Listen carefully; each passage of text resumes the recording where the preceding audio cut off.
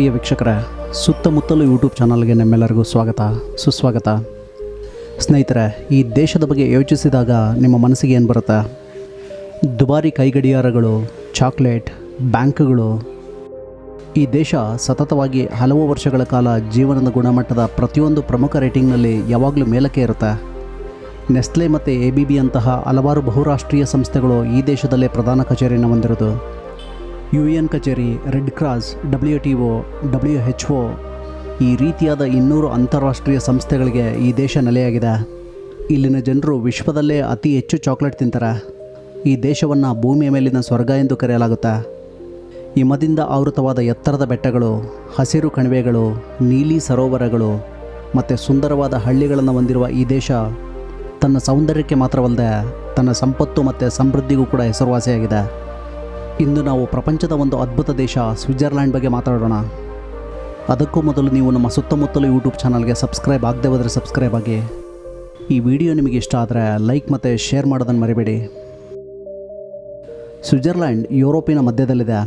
ಅದರ ಸುತ್ತಲೂ 4 ಪ್ರಮುಖ ದೇಶಗಳನ್ನು ಇದು ಹೊಂದಿದೆ. ಜರ್ಮನಿ ದೇಶ ಈಶಾನ್ಯದಲ್ಲಿದ್ದರೆ, ಫ್ರಾನ್ಸ್ ಪಶ್ಚಿಮದಲ್ಲಿದೆ, ಇಟಲಿ ದಕ್ಷಿಣದಲ್ಲಿದೆ, ಆಸ್ಟ್ರಿಯಾ ದೇಶ ಪೂರ್ವದಲ್ಲಿದೆ. ಇದಕ್ಕಾಗಿಯೇ ನೀವು ಇಲ್ಲಿನ ಸಂಸ್ಕೃತಿ ಮತ್ತು ಭಾಷೆಗಳಲ್ಲಿ ಈ ಎಲ್ಲ ದೇಶಗಳ ಮಿಶ್ರಣವನ್ನು ನೋಡ್ಬೋದು. ಸ್ವಿಟ್ಜರ್ಲ್ಯಾಂಡ್ನ ವಿಸ್ತೀರ್ಣ ಕೇವಲ 41,250 ಚದರ ಕಿಲೋಮೀಟರ್ಗಳಷ್ಟಿದೆ. ಅಂದರೆ ಇದು ನಮ್ಮ ಹಿಮಾಚಲ ಪ್ರದೇಶಕ್ಕಿಂತ ಚಿಕ್ಕದಾಗಿದೆ. ಈ ದೇಶ ಸುಮಾರು 60% ಪರ್ವತಗಳಿಂದ ಆವೃತವಾಗಿದೆ. 30% ಹಸಿರು ಕಾಡುಗಳು ಮತ್ತು ಬಯಲು ಪ್ರದೇಶಗಳಿಂದ ಆವೃತವಾಗಿದೆ. ಅದಕ್ಕಾಗಿಯೇ ಸ್ವಿಟ್ಜರ್ಲ್ಯಾಂಡನ್ನು ವಿಶ್ವದ ಅತ್ಯಂತ ಹಸಿರು ಮತ್ತು ಸ್ವಚ್ಛ ದೇಶಗಳಲ್ಲಿ ಒಂದು ಅಂತ ಪರಿಗಣಿಸಲಾಗುತ್ತೆ. ಸ್ವಿಟ್ಜರ್ಲ್ಯಾಂಡ್ನ ವೈಶಿಷ್ಟ್ಯಗಳಲ್ಲಿ ಅದರ ಒಂದು ಭಾಷಾ ವೈವಿಧ್ಯತೆಯಾಗಿದೆ. ಇಲ್ಲಿ 4 ಅಧಿಕೃತ ಭಾಷೆಗಳನ್ನು ಮಾತನಾಡಲಾಗುತ್ತೆ. ಜರ್ಮನ್, ಫ್ರೆಂಚ್, ಇಟಾಲಿಯನ್ ಮತ್ತು ರೊಮ್ಯಾನ್ಸ್. ಅವುಗಳಲ್ಲಿ ಹೆಚ್ಚು ಮಾತನಾಡುವ ಭಾಷೆ ಅಂತಂದರೆ ಜರ್ಮನ್ ಆಗಿದೆ. ಇಂಗ್ಲೀಷನ್ನು ಇಲ್ಲಿ ವ್ಯಾಪಕವಾಗಿ ಅರ್ಥ ಮಾಡಿಕೊಳ್ಳಲಾಗುತ್ತೆ. ಈ ಬಹುಭಾಷಾ ಸಂಸ್ಕೃತಿಯಿಂದಾಗಿ ಇದನ್ನು ಯುರೋಪಿನ ಹೃದಯ ಅಂತ ಕರೆಯಲಾಗುತ್ತೆ. ಸ್ನೇಹಿತರೆ, ಇಂದು ನಾವು ನೋಡ್ತಾ ಇರೋ ಸ್ವಿಟ್ಜರ್ಲ್ಯಾಂಡ್ ತನ್ನ ಸೌಂದರ್ಯ ಮತ್ತು ಶಾಂತಿಯಿಂದಾಗಿ ಪ್ರಸಿದ್ಧವಾಗಿದ್ದರೂ ಕೂಡ ಅದರ ಇತಿಹಾಸ ಬಹಳ ಸಂಕೀರ್ಣ ಮತ್ತು ಕುತೂಹಲಕಾರಿಯಾಗಿದೆ. ಪ್ರಾಚೀನ ಕಾಲದಲ್ಲಿ ಈ ಪ್ರದೇಶ ಸೆಲ್ಟಿಕ್ ಜನಾಂಗಗಳ ವಾಸಸ್ಥಳವಾಗಿತ್ತು. ನಂತರ ಕ್ರಿಸ್ತಪೂರ್ವ 1ನೇ ಶತಮಾನದಲ್ಲಿ ಇದು ರೋಮನ್ ಎಂಪೈರ್ನ ಭಾಗವಾಯಿತು. ರೋಮನ್ನರು ಇಲ್ಲಿ ರಸ್ತೆಗಳು, ವ್ಯಾಪಾರ ಕೇಂದ್ರಗಳು ಮತ್ತು ನಗರಗಳನ್ನು ನಿರ್ಮಿಸಿ ಈ ಪ್ರದೇಶದ ಅಭಿವೃದ್ಧಿಗೆ ಅಡಿಪಾಯ ಹಾಕಿದರು. ಆದರೆ 4 ಮತ್ತು 5ನೇ ಶತಮಾನಗಳಲ್ಲಿ ರೋಮನ್ ಸಾಮ್ರಾಜ್ಯ ದುರ್ಬಲಗೊಂಡು ಆ ಪ್ರದೇಶದ ಮೇಲಿನ ನಿಯಂತ್ರಣ ಕಡಿಮೆ ಆಯಿತು. ನಂತರ ವಿವಿಧ ಜರ್ಮನಿಕ್ ಜನಾಂಗಗಳು ಇಲ್ಲಿ ಪ್ರಭಾವವನ್ನು ಹೊಂದಿದ್ವು. ಅನೇಕ ಸಣ್ಣ ಪ್ರಾಂತ್ಯಗಳು ಮತ್ತು ಕ್ಯಾಂಟನ್ಗಳು ಸೇರಿ ನಿಧಾನವಾಗಿ ಸ್ವಿಸ್ ಒಕ್ಕೂಟದ ರೂಪವನ್ನು ಪಡೆದುಕೊಳ್ತು. 1798ರಲ್ಲಿ ನೆಪೋಲಿಯನ್ ಬೋನೋಪಾರ್ಟೆ ನೇತೃತ್ವದ ಫ್ರಾನ್ಸ್ ಸೇನೆ ಸ್ವಿಟ್ಜರ್ಲ್ಯಾಂಡನ್ನು ಆಕ್ರಮಿಸಿಕೊಳ್ತು. ಅದರ ನಂತರ ಹೆಲ್ವೆಟಿಕ್ ರಿಪಬ್ಲಿಕ್ ಸ್ಥಾಪನೆಯಾಗಿ ಫ್ರೆಂಚ್ ಮಾದರಿಯ ಸಂವಿಧಾನ ಇಲ್ಲಿ ರಚನೆಯಾಯಿತು. ಸ್ವಿಸ್ ಜನರಿಗೆ ಈ ಬದಲಾವಣೆಗಳು ಸಂಪೂರ್ಣವಾಗಿ ಇಷ್ಟವಾಗದ ಕಾರಣ ಅವರು ತನ್ನದೇ ಆದ ಸ್ವಾಯತ್ತ ಸರ್ಕಾರಗಳನ್ನು ನಿರ್ಮಿಸಿಕೊಂಡರು. ಸ್ವಿಟ್ಜರ್ಲ್ಯಾಂಡ್ನ ಇತಿಹಾಸದಲ್ಲಿಯೇ ಅತ್ಯಂತ ವಿಶೇಷ ಸಂಗತಿ ಅಂತಂದರೆ ಅದು ತಟಸ್ಥತೆ.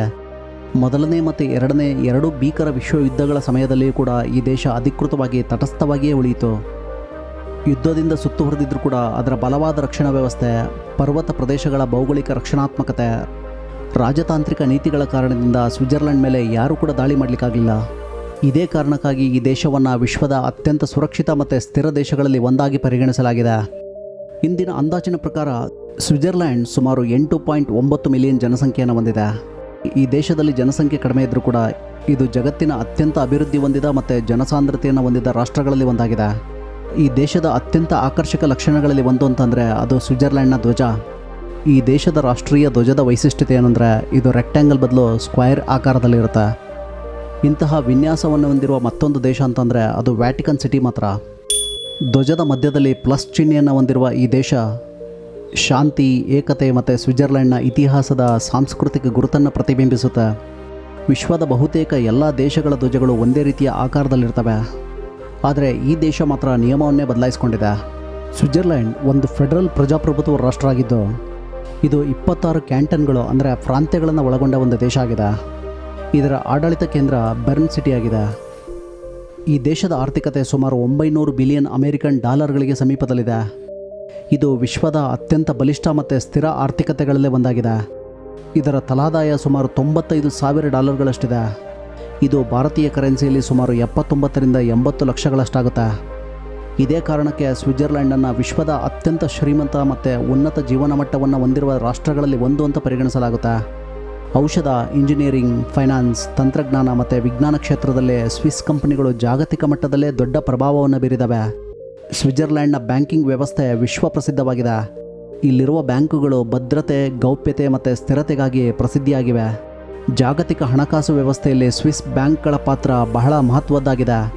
ಈ ದೇಶದ ಅಧಿಕೃತ ಕರೆನ್ಸಿಗೆ ಸ್ವಿಸ್ ಫ್ರಾಂಕ್ ಅಂತ ಕರೆಯಲಾಗುತ್ತೆ. ಈ ದೇಶದ ಒಂದು ಸ್ವಿಸ್ ಫ್ರಾಂಕ್ ನಮ್ಮ ದೇಶದ 101 ರೂಪಾಯಿಗಳಿಗೆ ಸಮಾನವಾಗಿರುತ್ತೆ. ಸ್ನೇಹಿತರೆ, ಇಂಡಿಯಾ ಮತ್ತು ಸ್ವಿಟ್ಜರ್ಲ್ಯಾಂಡ್ಗಳ ರಾಜಕೀಯ ವ್ಯವಸ್ಥೆಗಳಲ್ಲಿ ಅತ್ಯಂತ ಆಸಕ್ತಿಕರ ವ್ಯತ್ಯಾಸಗಳಿದೆ. ನಮ್ಮ ಭಾರತದಲ್ಲಿ ರಾಷ್ಟ್ರಪತಿಗಳ ಅಧಿಕಾರಾವಧಿ ಸುಮಾರು 5 ವರ್ಷಗಳಾಗಿರುತ್ತೆ. ಆದರೆ ಸ್ವಿಟ್ಜರ್ಲ್ಯಾಂಡ್ ಅಧ್ಯಕ್ಷರ ಅಧಿಕಾರಾವಧಿ ಕೇವಲ 1 ವರ್ಷ ಮಾತ್ರ. ಇದಕ್ಕೆ ಕಾರಣ ಸ್ವಿಟ್ಜರ್ಲ್ಯಾಂಡ್ನ ವಿಶಿಷ್ಟ ಆಡಳಿತ ವ್ಯವಸ್ಥೆ. ಅನೇಕ ದೇಶಗಳಂತೆ ಇಲ್ಲಿ ಒಬ್ಬ ವ್ಯಕ್ತಿಯ ಕೈಯಲ್ಲಿ ಸಂಪೂರ್ಣ ಅಧಿಕಾರ ಇರೋದಿಲ್ಲ. ಈ ದೇಶದಲ್ಲಿ ಅಧಿಕಾರವನ್ನು 7 ಸದಸ್ಯರ ಸ್ವಿಸ್ ಫೆಡರಲ್ ಕೌನ್ಸಿಲ್ ನಡೆಸುತ್ತೆ. ಇವರಲ್ಲಿ ಪ್ರತಿ ವರ್ಷ ಒಬ್ಬರು ಅಧ್ಯಕ್ಷರಾಗಿ ಆಯ್ಕೆ ಆಗ್ತಾರೆ. ಸ್ವಿಸ್ ದೇಶದ ಅಧ್ಯಕ್ಷರಿಗೆ ಇತರ ರಾಷ್ಟ್ರಗಳ ಅಧ್ಯಕ್ಷರಂತೆ ವಿಶೇಷ ಅಧಿಕಾರಗಳಿರೋದಿಲ್ಲ. ಈ ದೇಶದಲ್ಲಿ ಇವರನ್ನು ಫಸ್ಟ್ ಅಮಾಂಗ್ ಈಕ್ವಲ್ಸ್ ಅಂತ ಪರಿಗಣಿಸಲಾಗುತ್ತೆ. ಮುಂದಿನ ವರ್ಷಕ್ಕೆ ಮತ್ತೊಬ್ಬ ಸದಸ್ಯ ಆಯ್ಕೆ ಆಗ್ತಾರೆ.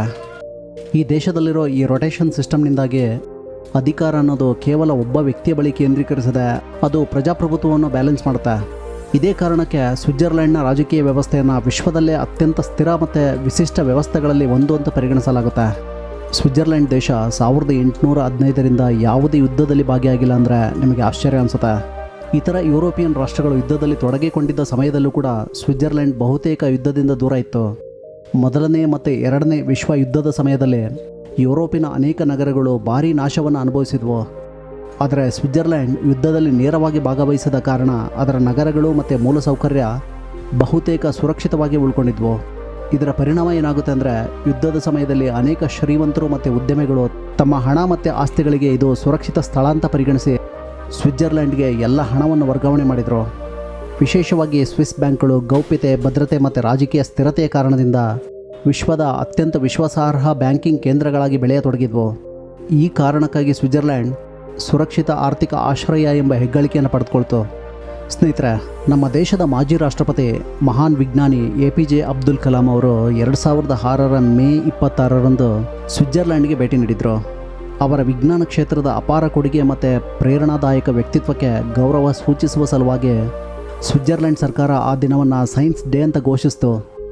ಇದು ಭಾರತದ ಅತ್ಯಂತ ಹೆಮ್ಮೆಯ ಸಂಗತಿಯಾಗಿದ್ದು ಡಾಕ್ಟರ್ ಕಲಾಂ ಅವರಿಗೆ ಜಾಗತಿಕ ಮಟ್ಟದ ಗೌರವ ಮತ್ತು ಪ್ರಭಾವವನ್ನು ತೋರಿಸುತ್ತೆ.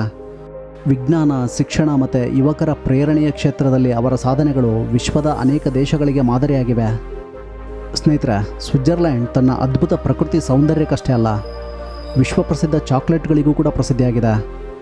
ಸ್ವಿಸ್ ಚಾಕ್ಲೇಟ್ಗಳ ಗುಣಮಟ್ಟ ಮತ್ತು ರುಚಿ ವಿಶ್ವದಾದ್ಯಂತ ಅಪಾರ ಜನಪ್ರಿಯತೆಯನ್ನು ಗಳಿಸಿದೆ. ಸ್ವಿಟ್ಜರ್ಲ್ಯಾಂಡ್ ವಿಶ್ವದ ಪ್ರಮುಖ ಚಾಕ್ಲೇಟ್ ಉತ್ಪಾದಕ ಮತ್ತು ರಫ್ತುದಾರ ರಾಷ್ಟ್ರಗಳಲ್ಲಿ ಒಂದಾಗಿದೆ. ವಿಶ್ವದಲ್ಲೇ ತಲಾ ವ್ಯಕ್ತಿಗೆ ಅತಿ ಹೆಚ್ಚು ಚಾಕ್ಲೇಟನ್ನು ಸೇವಿಸುವ ದೇಶಗಳಲ್ಲಿ ಸ್ವಿಟ್ಜರ್ಲ್ಯಾಂಡ್ ಮೊದಲ ಸ್ಥಾನದಲ್ಲಿದೆ. ಒಬ್ಬ ಸ್ವಿಸ್ ನಾಗರಿಕ ವರ್ಷಕ್ಕೆ ಸುಮಾರು 10ರಿಂದ 11 ಕಿಲೋಗ್ರಾಂ ಚಾಕ್ಲೇಟನ್ನು ಸೇವಿಸ್ತಾನೆ. ವಿಶ್ವಪ್ರಸಿದ್ಧ ನೆಸ್ಕೆಫೆ ಇನ್ಸ್ಟಂಟ್ ಕಾಫಿಯನ್ನು ಅಭಿವೃದ್ಧಿಪಡಿಸಿದ ದೇಶನೂ ಕೂಡ ಸ್ವಿಟ್ಜರ್ಲ್ಯಾಂಡೇ. ಜೊತೆಗೆ ವಿಶ್ವದ ಅತಿ ದೊಡ್ಡ ಆಹಾರ ಮತ್ತು ಪಾನೀಯ ಕಂಪನಿಗಳಲ್ಲಿ ಒಂದಾದ ನೆಸ್ಲೆ ಕೂಡ ಇಲ್ಲೇ ಸ್ಥಾಪಿತವಾಗಿದೆ. ಪ್ಯಾಷನ್, ಸ್ವಚ್ಛತೆ ಮತ್ತು ಉನ್ನತ ಜೀವನ ಮಟ್ಟದ ವಿಷಯದಲ್ಲಿ ಸ್ವಿಟ್ಜರ್ಲ್ಯಾಂಡ್ ವಿಶ್ವದ ಅತ್ಯಂತ ಆಕರ್ಷಕ ರಾಷ್ಟ್ರಗಳಲ್ಲಿ ಒಂದಾಗಿದೆ. ಇಲ್ಲಿಯ ಜನ ಬದುಕೋದಕ್ಕೆ ಕೆಲಸ ಮಾಡ್ತಾರೆ. ಇಲ್ಲಿ 8ರಿಂದ 5 ಸಂಸ್ಕೃತಿ ರೂಢಿಯಾಗಿದೆ. ಇಲ್ಲಿಯ ಜನ ಸಂಜೆ ಅಥವಾ ವಾರಾಂತ್ಯದಲ್ಲಿ ಕೆಲಸ ಮಾಡೋದಿಲ್ಲ. ಇದು ಕೇವಲ ಕಚೇರಿ ಹೋಗೋರಿಗೆ ಮಾತ್ರ ಅನ್ವಯ ಆಗಲ್ಲ. ಇಲ್ಲಿ ಸಾಮಾನ್ಯ ಅಂಗಡಿಗಳು, ಶಾಪಿಂಗ್ ಮಾಲ್ಗಳು ಕೂಡ ಭಾನುವಾರ ತೆರೆಯುವುದಿಲ್ಲ. ಸ್ನೇಹಿತರೆ, ಪ್ರತಿದಿನ ನಾವು ಇಂಟರ್ನೆಟ್ಟಲ್ಲಿ ಬಳಸೋ www ಅಂದರೆ ವರ್ಲ್ಡ್ ವೈಡ್ ವೆಬ್ ಹುಟ್ಟುಕೊಂಡಿದ್ದು ಸ್ವಿಟ್ಜರ್ಲ್ಯಾಂಡ್ನಲ್ಲಿ ಎಂಬುದು ನಿಮಗೆ ಗೊತ್ತಿದೆಯಾ? 1989ರಲ್ಲಿ ಬ್ರಿಟಿಷ್ ವಿಜ್ಞಾನಿ ಟಿಮ್ ಬಾರ್ನರ್ಸ್ಲಿ ಅವರು ಬ್ರೆಜಿಲಿಯನ್ ಇಂಜಿನಿಯರ್ ರಾಬರ್ಟ್ ಕೈಲಿಯೋ ಜೊತೆ ಸ್ವಿಟ್ಜರ್ಲ್ಯಾಂಡ್ನಲ್ಲಿರೋ CERN ಸಂಶೋಧನಾ ಕೇಂದ್ರದಲ್ಲಿ ವರ್ಲ್ಡ್ ವೈಡ್ ವೆಬ್ ವ್ಯವಸ್ಥೆಯನ್ನು ಅಭಿವೃದ್ಧಿಪಡಿಸ್ತಾರೆ. ಇದೇ ಆವಿಷ್ಕಾರ ಇಂದಿನ ಆಧುನಿಕ ಇಂಟರ್ನೆಟ್ ಜಗತ್ತಿಗೆ ಅಡಿಪಾಯವಾಯಿತು. ಇಂದು ನಾವು ಬಳಸೋ ವೆಬ್ಸೈಟ್ಗಳು, ಲಿಂಕ್ಗಳು ಮತ್ತು ಬ್ರೌಸರ್ಗಳ ಮೂಲ ಕಲ್ಪನೆ ಇಲ್ಲಿಂದಲೇ ಪ್ರಾರಂಭ ಆಗಿದ್ದು. ಅದಕ್ಕಾಗಿಯೇ ಟಿಮ್ ಬರ್ನರ್ಸ್ಲಿ ಅವರನ್ನು wwwನ ಜನಕ ಅಂತ ಕರೆಯಲಾಗುತ್ತೆ. ಸ್ನೇಹಿತರೆ, ಪ್ರಸಿದ್ಧ ಹಾಸ್ಯ ನಟ ಚಾರ್ಲಿ ಚಾಪ್ಲಿನ್ ತಮ್ಮ ಜೀವನದ ಕೊನೆಯ 25 ವರ್ಷಗಳನ್ನು ಜಿನಿವಾದ ವೇವೆ ಸರೋವರದ ಬಳಿ ಕಳೆದಿದ್ದಾರೆ. ಅವರು ಇಲ್ಲಿ ಶಾಂತ ಮತ್ತು ಖಾಸಗಿ ಜೀವನವನ್ನು ಆಯ್ಕೆ ಮಾಡಿಕೊಂಡಿದ್ದರು. 1977ರಲ್ಲಿ ಅವರು ಇಲ್ಲೇ ನಿಧನರಾಗಿದ್ದು. ಸ್ನೇಹಿತರೆ, ಸ್ವಿಟ್ಜರ್ಲ್ಯಾಂಡ್ ಐಷಾರಾಮಿ ವಿಶ್ವ ಕೈಗಡಿಯಾರಗಳ ತಯಾರಿಕೆಗೆ ಶತಮಾನಗಳಿಂದಲೇ ವಿಶ್ವಪ್ರಸಿದ್ಧಿಯಾಗಿದೆ. ಸ್ವಿಸ್ ಮೇಡ್ ಎಂಬ ಹೆಸರು ಇಂದು ಗುಣಮಟ್ಟ, ನಿಖರತೆ ಮತ್ತು ಐಷಾರಾಮ್ಯದ ಪ್ರತೀಕವಾಗಿ ಪರಿಗಣಿಸಲಾಗುತ್ತೆ. ರೋಲೆಕ್ಸ್, ಟ್ಯಾಗ್ ಹ್ಯೂಯೋ, ಟಿಸಾಟ್ ಮತ್ತು ಪಾಟೆಕ್ ಫಿಲಿಪೇನ್ ಅಂತಹ ಮುಂತಾದ ಸ್ವಿಸ್ ಬ್ರ್ಯಾಂಡ್ಗಳು ಜಗತ್ತಿನಾದ್ಯಂತ ಅಪಾರ ಜನಪ್ರಿಯತೆಯನ್ನು ಪಡೆದುಕೊಂಡಿದ್ದಾವೆ. 1868ರಲ್ಲಿ ಪಾಟೆಕ್ ಫಿಲಿಪ್ ಕಂಪನಿ ವಿಶ್ವದ ಮೊದಲ ಮಣಿಕಟ್ಟು ಗಡಿಯಾರಗಳಲ್ಲಿ ಒಂದನ್ನು ಅಭಿವೃದ್ಧಿಪಡಿಸಿತು ಅಂತ ಪರಿಗಣಿಸಲಾಗುತ್ತೆ. ನಂತರ 1926ರಲ್ಲಿ ರೋಲೆಕ್ಸ್ ಕಂಪನಿ ವಿಶ್ವದ ಮೊದಲ ಕಮರ್ಷಿಯಲ್ ಆಗಿ ಯಶಸ್ವಿಯಾದ ಜಲನಿರೋಧಕ ಕೈ ಗಡಿಯಾರವನ್ನು ಪರಿಚಯಿಸಿತು. ಇದು ಗಡಿಯಾರ ಉದ್ಯಮದಲ್ಲೇ ಒಂದು ದೊಡ್ಡ ಕ್ರಾಂತಿ ಆಯಿತು. ಇಂದಿಗೂ ಕೂಡ ಸ್ವಿಟ್ಜರ್ಲ್ಯಾಂಡ್ ವಿಶ್ವದ ಅತ್ಯುತ್ತಮ ಮತ್ತು ದುಬಾರಿ ಕೈ ಗಡಿಯಾರಗಳ ಕೇಂದ್ರ ಆಗಿದ್ದು, ಅದರ ಗಡಿಯಾರ ಉದ್ಯಮ ದೇಶದ ಆರ್ಥಿಕತೆ ಮತ್ತು ಜಾಗತಿಕ ಗುರುತಿನ ಪ್ರಮುಖ ಭಾಗವಾಗಿದೆ. ಸ್ನೇಹಿತರೆ, ಸ್ವಿಸ್ ಕಾನೂನುಗಳು ತುಂಬ ವಿಚಿತ್ರವಾಗಿದೆ ಮತ್ತು ಆಸಕ್ತಿದಾಯಕವಾಗಿದೆ. ನೀವು ಇಲ್ಲಿ ಸಾಕು ಪ್ರಾಣಿಗಳನ್ನು ಹೊಂದಿದ್ರೆ ಅದನ್ನು ಒಂಟಿಯಾಗಿ ಸಾಕುವುದು ಇಲ್ಲಿ ಕಾನೂನು ಬಾಹಿರ ಆಗಿದೆ. ಅಂದರೆ ಒಂದು ಗಿಳಿಯನ್ನು ನೀವು ಸಾಕಿದರೆ ಆ ಗಿಳಿಯೊಂದಿಗೆ ಇನ್ನೊಂದು ಗಿಳಿಯನ್ನು ಇಟ್ಕೋಬೇಕಾಗುತ್ತೆ. ಈ ದೇಶದಲ್ಲಿ ಹಸುಗಳಿಗೆ ವಿಶೇಷ ಗೌರವ ನೀಡಲಾಗುತ್ತೆ. ಇಲ್ಲಿ ಪ್ರತಿ ವರ್ಷ ಹಸುಗಳ ಮೆರವಣಿಗೆ ನಡೆಯುತ್ತೆ. ಅಂದರೆ ಅವುಗಳನ್ನು ಅಲಂಕರಿಸಿ ಪರ್ವತಗಳಲ್ಲಿ ಅವುಗಳ ಮೆರವಣಿಗೆಯನ್ನು ಮಾಡ್ತಾರೆ. ಸ್ವಿಟ್ಜರ್ಲ್ಯಾಂಡ್ ಪ್ರಾಣಿಗಳನ್ನು ಪ್ರೀತಿಸುವ ದೇಶವಾಗಿದ್ದು, ಇದರಲ್ಲಿ ಅನೇಕ ಕಾನೂನುಗಳು ಪ್ರಾಣಿಗಳ ಹಕ್ಕುಗಳನ್ನು ರಕ್ಷಿಸುತ್ತವೆ. ನಾಯಿಗಳು ಕೂಡ ಇಲ್ಲಿನ ರೆಸ್ಟೋರೆಂಟ್ಗಳಿಗೆ ಹೋಗೋದಕ್ಕೆ ಅವಕಾಶ ಇದೆ. ಸ್ವಿಟ್ಜರ್ಲ್ಯಾಂಡ್ನ ಜನ ತಮ್ಮ ನಾಯಿಗಳಿಗೆ ತೆರಿಗೆಯನ್ನು ಪಾವತಿ ಮಾಡ್ತಾರೆ. ಪ್ರತಿ ವರ್ಷ ನಾಯಿಯ ಗಾತ್ರ ಮತ್ತು ತೂಕದ ಮೇಲೆ ತೆರಿಗೆಯನ್ನು ವಿಧಿಸಲಾಗುತ್ತೆ. ಕೆಲವು ಸಾಕುಪ್ರಾಣಿ ಮಾಲೀಕರು ಅವುಗಳನ್ನು ಹೇಗೆ ನೋಡ್ಕೋಬೇಕು ಅನ್ನೋದ್ರ ಮೇಲೆ ಇಲ್ಲಿ ಕೋರ್ಸನ್ನು ಕಂಪ್ಲೀಟ್ ಮಾಡಬೇಕಾಗುತ್ತೆ. ಸಾಮಾಜಿಕ ಪ್ರಾಣಿಗಳನ್ನು ಇಲ್ಲಿ ಕಂಪಲ್ಸರಿಯಾಗಿ ಜೋಡಿಯಾಗಿಯೇ ಸಾಕಬೇಕಾಗುತ್ತೆ. ಇನ್ನೂ ಆಸಕ್ತಿದಾಯಕ ವಿಚಾರ ಏನಂದರೆ, ಸ್ವಿಟ್ಜರ್ಲ್ಯಾಂಡ್ನಲ್ಲಿ ಹಸುಗಳನ್ನು ಸಹ ಬಾಡಿಗೆಗೆ ಪಡೆಯಲಾಗುತ್ತೆ.